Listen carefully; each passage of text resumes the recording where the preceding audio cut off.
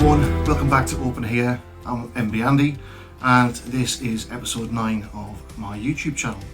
So as usual, we're going to discuss some topics around being non-binary within the UK, and to change things up a bit this week, I've also got a bit of a guest spot. We're going to have some panel people join to discuss their non-binary journey, how they started, how they're finding being non-binary and any challenges they've faced.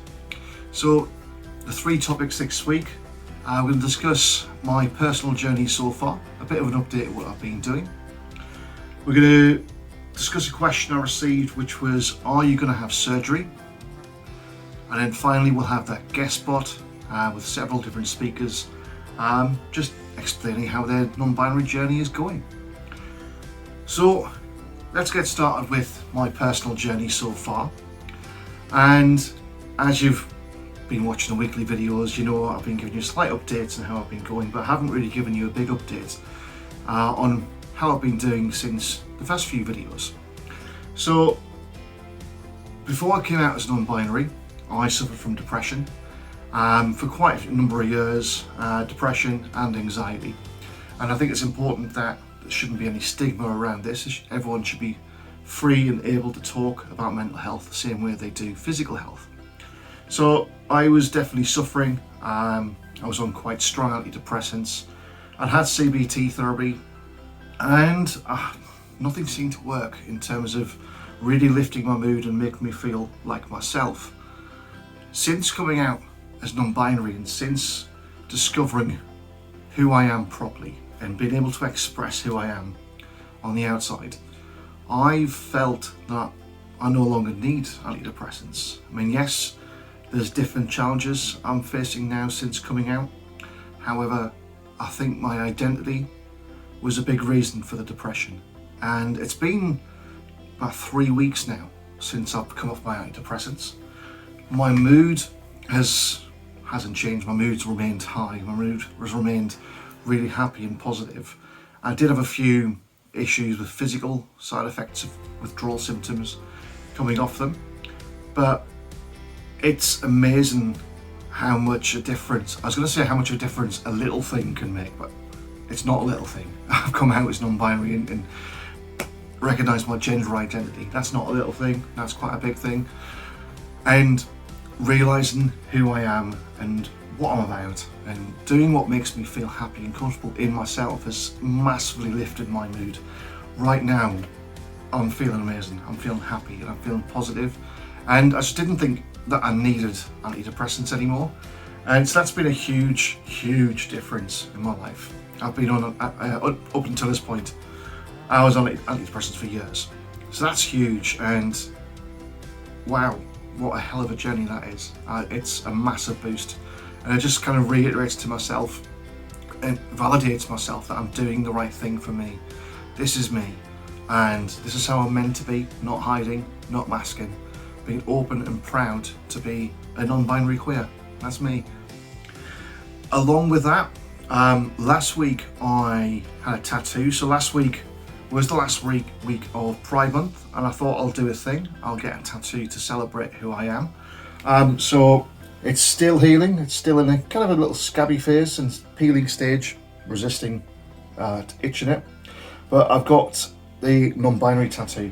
So we have the non-binary colours, and I'm absolutely in love with this tattoo. It means a lot to me. On different levels, it feels great to have it. It feels great to show us that this is me, and it's a privilege to be able to have that on there. I got it tattooed at Rising Tide in Parkstone, and Ant, who gave me the tattoo, was fantastic. Really accepting space, and we had some good chats about being non-binary, and yeah, having a tattoo now of my gender identity, it's great. It's a nice cherry on the top of what was a brilliant Pride Month for me. And on top of this, I've been making a lot of new non-binary friends and new queer friends.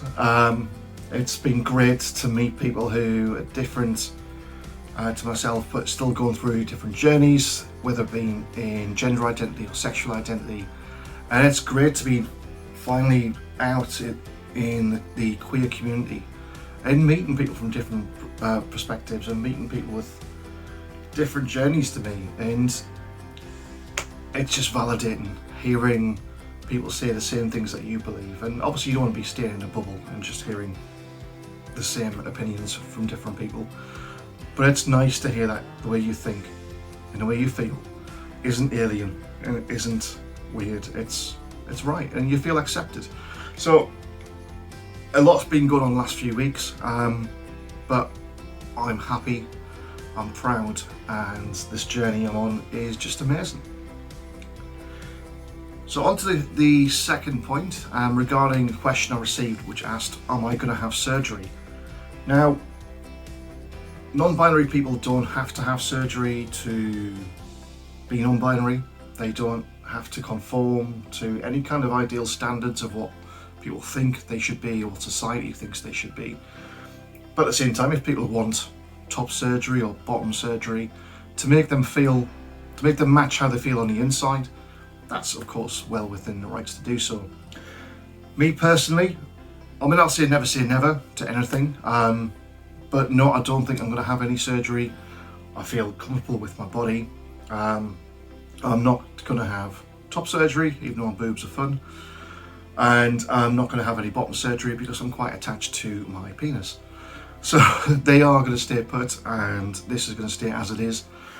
Like I said, gender identity, it's a massively fluid thing. You never know what's going to happen in the future, so I can never say never, but I'm comfortable and I'm happy with how I am at the moment, so I can't see that changing anytime soon, really. So there's nothing greatly to discuss there.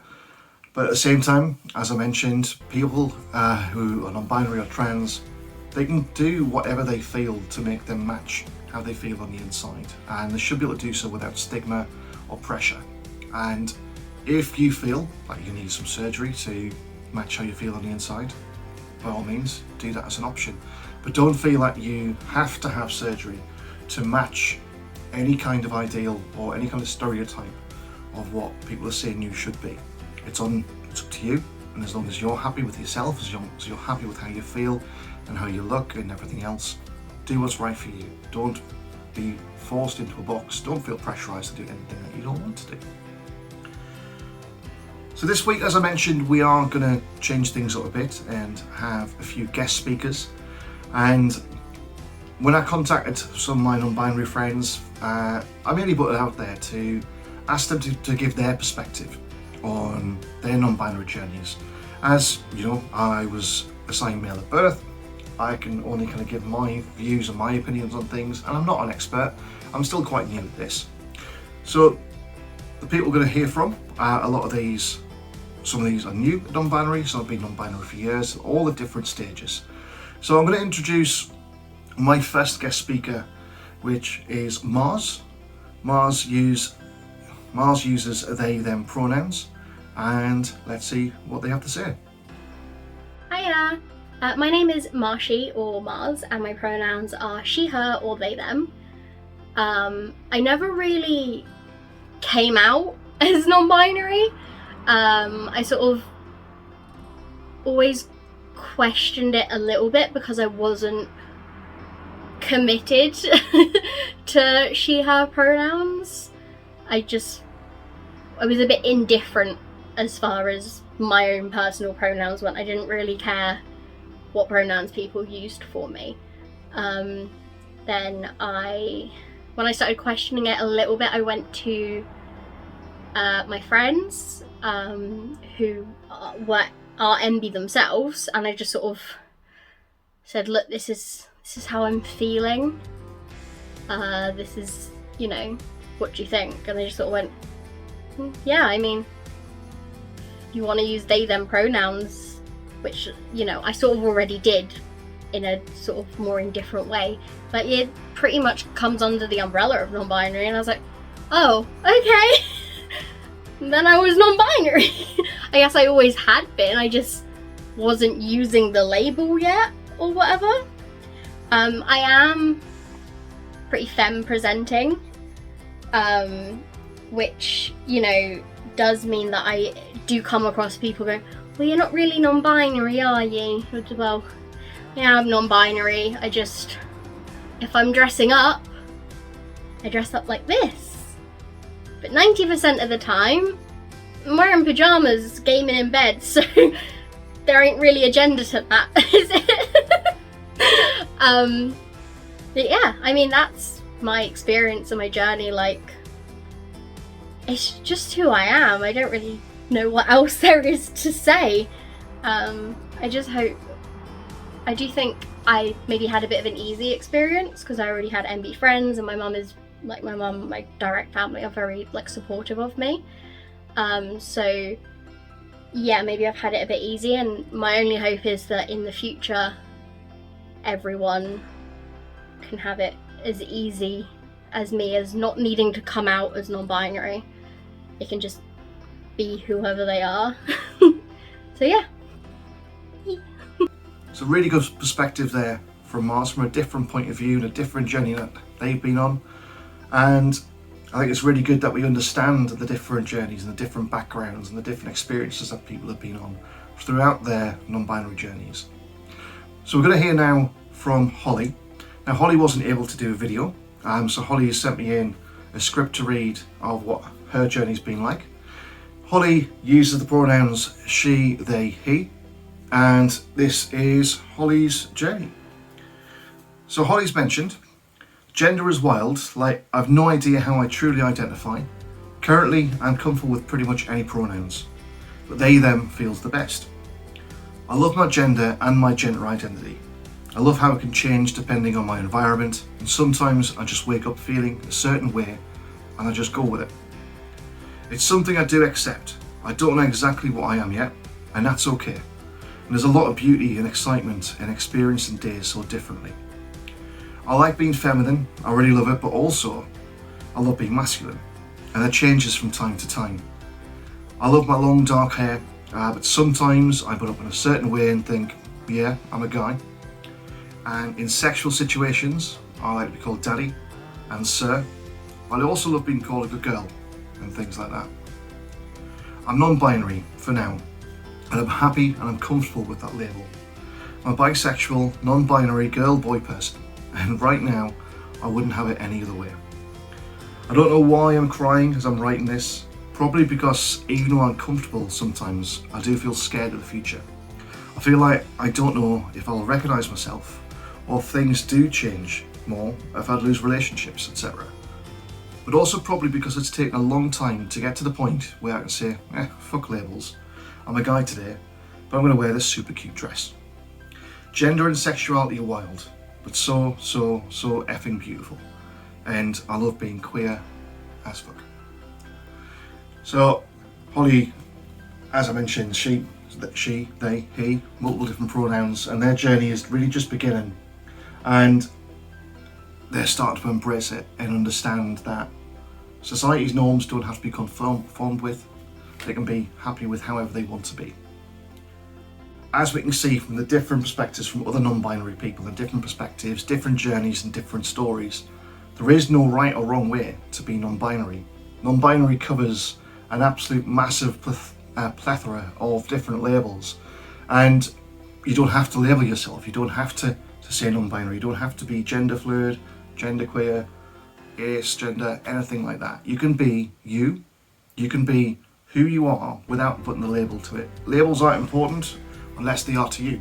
I mean, I use my labels of non-binary and gender fluid mostly because I felt it was a big thing for me coming out, that I have something to identify as and to explain to other people. But we don't have to explain ourselves to other people, so make sure that you're happy first and foremost, and people will understand eventually. We are becoming more common, but not common in a bad way. We're becoming more norm, but not norm in a bad way. And keep being you, keep being special, keep being the person that makes yourself smile. We're all beautiful and we're all different, and at the end of the day, you need to do what is right for you and express yourself in the right way for yourself. So I want to thank our brilliant guest speakers. I want to thank Mars and Holly. Thank you so much for reaching out and actually getting your stories over to us. It's been amazing to hear the different perspectives and the different journeys that people have been on. and thank you for watching this week. Now, next week, as usual, I'm going to ask for your comments and questions to discuss next week. So reach out to me on my social media channels or comment on the YouTube comment section. Anything that is niggling you, or any questions or queries about being non-binary, reach out to me and we'll discuss them together next week. In the meantime, can you like, share and subscribe to these videos? The more people that see these, the more our understanding of non-binary can grow and the more accepted that we can be. So until next week, stay safe and stay friendly, and I shall catch you next week. Take care.